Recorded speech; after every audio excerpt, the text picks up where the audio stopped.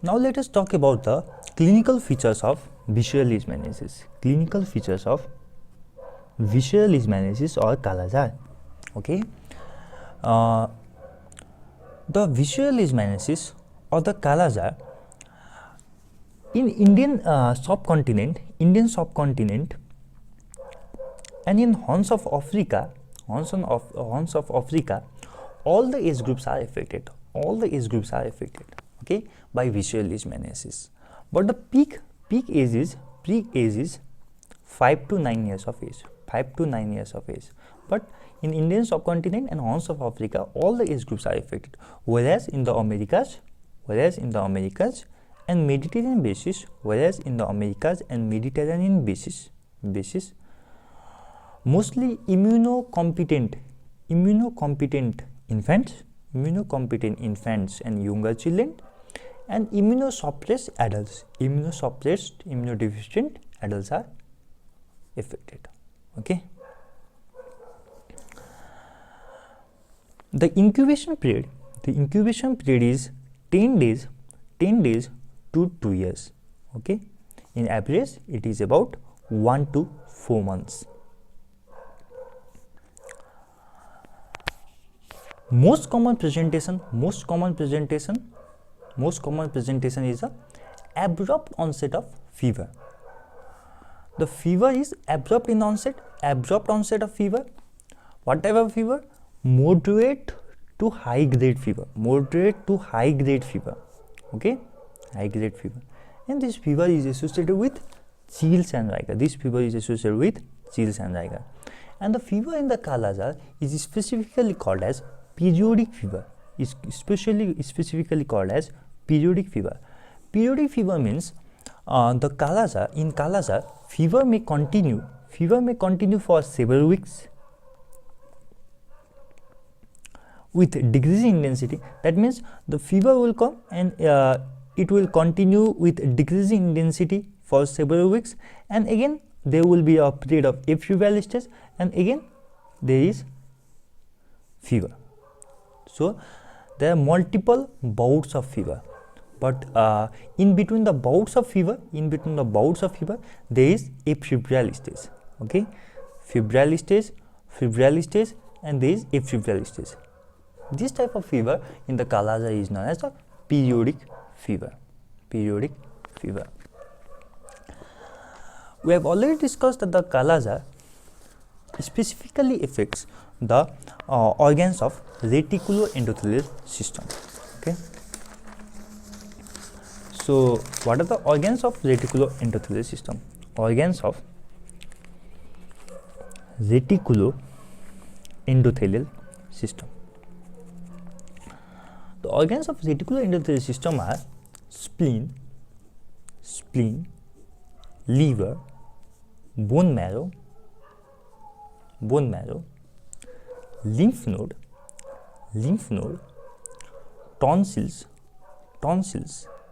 and the intestinal submucosa. Okay, these are the organs in which there are these are the organs of reticuloendothelial system, and these are primarily affected in the leishmania. Okay, what happens in every of the organs? First is spleen. Okay, spleen in the Kala-Azar is usually enlarged. Okay, is usually enlarged. That is splenomegaly. And the level of splenomegaly will depend on the duration of illness. That means if the duration of illness is more, then the splenomegaly will be more. Okay, splenomegaly, yes, for splenomegaly primarily is seen in the second week of the illness. Splenomegaly as per second week of the illness. Second is the liver. In liver we have hepatomegaly, but the hepatomegaly in the leishmania or the visceral leishmaniasis is not as severe as splenomegaly, and it is only of moderate degree. And hepatic immunotransferases can increase In some patients, there is also the rise in the bilirubin. Okay, and if the disease undergoes in the advanced phase, then there is hypoalbuminemia. Okay, albumin level is decreased as the liver function is compromised, and this will lead to pedal edema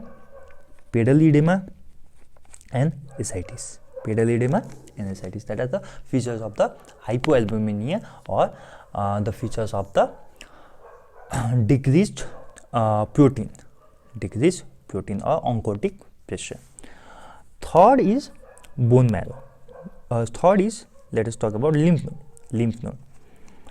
Lymphadenopathy. But we have to remember the fact that in most of the endemic regions there is lymphadenopathy, except in the Indian subcontinent. Okay, except in Indian subcontinent. In Indian subcontinent, the lymphadenopathy is not present in Leishmania, but in most of the endemic regions there is lymphadenopathy, except in the Indian subcontinent where it is rare. Okay.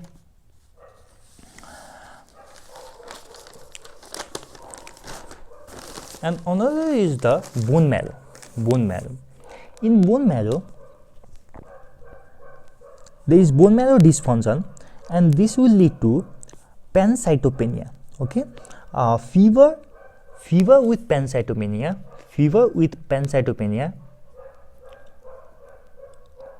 Important differential diagnosis is Kala-Azar. Okay, this pancytopenia means there is anemia, leukopenia, and thrombocytopenia. That means RBC is decreased, WBC is decreased, and platelets are decreased. And this anemia can be so severe, it can be so severe that it can cause congestive heart failure. Okay. This anemia and leukopenia are present in the early course of the illness, whereas thrombocytopenia is present in the later course of the illness. Okay, and due to leukopenia, there is secondary bacterial infection.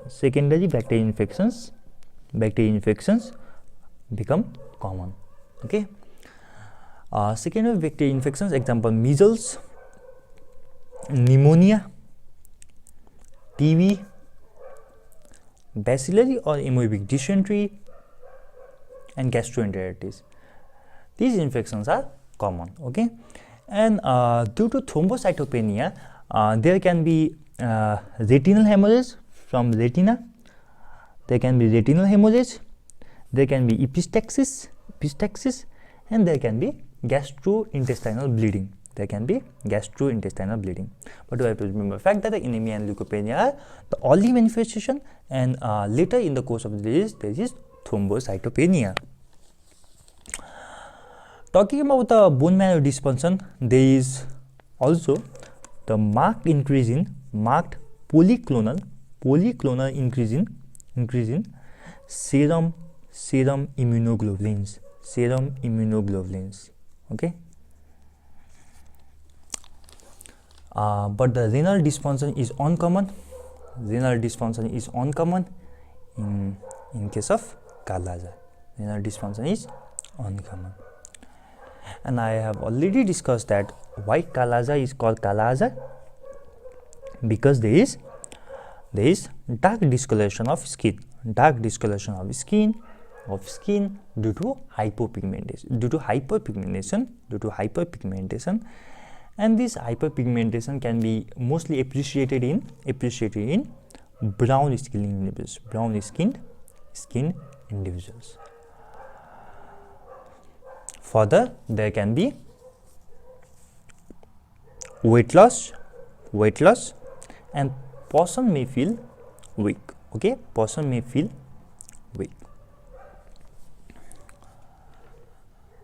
So these are the clinical features that can be found in the Kala-Azar.